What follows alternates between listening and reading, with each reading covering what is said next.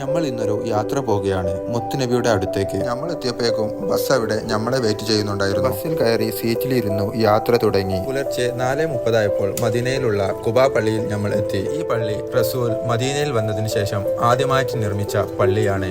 ഈ പള്ളിയിൽ നമസ്കരിച്ചാൽ ഒരു ഉംറ ചെയ്തതിന്റെ പുണ്യം ലഭിക്കും. അതിന്റെ അടുത്തായിട്ടാണ് ഉഹുദ് മല. ഉഹുദ് മലയുടെ പ്രത്യേകത സ്വർഗത്തിന്റെ ഒരു വാതിലാണ് ഉഹുദ് മല. ഉഹുദിൽ ഷഹീദായിട്ടുള്ള സ്വഹാബികളുടെ കബറിടങ്ങളാണ് ഇവിടെ. അവിടുന്ന് നേരെ ഞങ്ങൾ മദീനയിലേക്ക് പോയി ളുഹർ നിസ്കരിക്കാൻ വേണ്ടി. മദീനയിൽ കൂടുതലും ഹാജിമാരായിരുന്നു ഉണ്ടായിരുന്നത്. മദീനയിലുള്ള ഈ കുട സുബഹി നിസ്കാരം കഴിഞ്ഞ് 5:30 ഉയർത്തുന്നത്. മദീനയിലെ കാലാവസ്ഥ നല്ല ചൂടാണ്, പെരുംചൂട്. ഇവിടെ എല്ലാവരും പ്രാവുകൾക്ക് തീറ്റ ഇട്ട് കൊടുക്കുന്നുണ്ട്. അപ്പോൾ ഞങ്ങളും അതുപോലെ തീറ്റ ഇട്ട് കൊടുത്തു. ചൂട് കൂടിയത് കൊണ്ട് ഇടയ്ക്കിടയ്ക്ക് വെള്ളം കുടിച്ചു.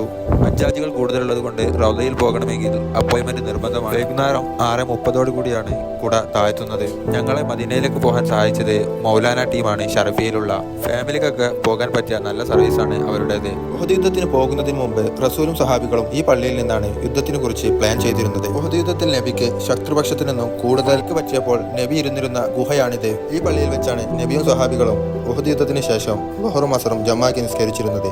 അതുകൊണ്ട് തന്നെ ഈ പള്ളിയുടെ പേരാണ് മസ്ജിദ് ഫസഹ്. ഇപ്പോൾ ഈ കയറിക്കൊണ്ടിരിക്കുന്ന പർവ്വതത്തിന്റെ മുകളിൽ വെച്ച് നബി രാത്രി സമയങ്ങളിൽ നിസ്കരിച്ചിരുന്നു. ഇതാണ് ഖുർആൻ നിർമ്മിക്കുന്ന കമ്പനി. ഇവിടെ വെച്ചാണ് ഖുർആൻ നിർമ്മിക്കുന്നത്. ഇവിടെ ഒരുപാട് ഖുർആനുകൾ ഡിസ്പ്ലേ ചെയ്തിട്ടുണ്ട്. പല രൂപത്തിലുമുള്ള ഈ മെഷീനറികളും മറ്റും ഉപയോഗിച്ചാണ് ഖുർആൻ നിർമ്മിക്കുന്നത്. ഖുർആൻ നിർമ്മിക്കാൻ വേണ്ടി ഉപയോഗിക്കുന്ന പേപ്പറുകളാണ് ഇത്. ഇവിടെ വരുന്ന എല്ലാവർക്കും അവർ പോകുമ്പോൾ ഒരു ഖുർആൻ ഫ്രീ നൽകും. അത് ഞങ്ങൾക്കും കിട്ടി. സൽമാൻ ഫാരിസ് റളിയല്ലാഹുവിനെ 300 ഈത്തപ്പഴം നൽകി ശത്രുക്കളിൽ നിന്നും നബി സല്ലല്ലാഹു അലൈഹി വസല്ലമ മോചിപ്പിച്ച ഈത്തപ്പഴത്തോട്ടമാണ് ഈ കാണുന്നത്. ഇശാ നിസ്കാരത്തിന് സിയാറത്തൊക്കെ കഴിഞ്ഞ് ഞങ്ങൾ മദീനയിലെത്തിയപ്പോൾ റജീബ് ഞങ്ങളെ കാത്തിരിക്കുന്നുണ്ടായിരുന്നു. അങ്ങനെ റജീബിനെയും കണ്ട് സലാം പറഞ്ഞ് ഞങ്ങൾ അവിടെ നിന്ന് തിരിച്ചു.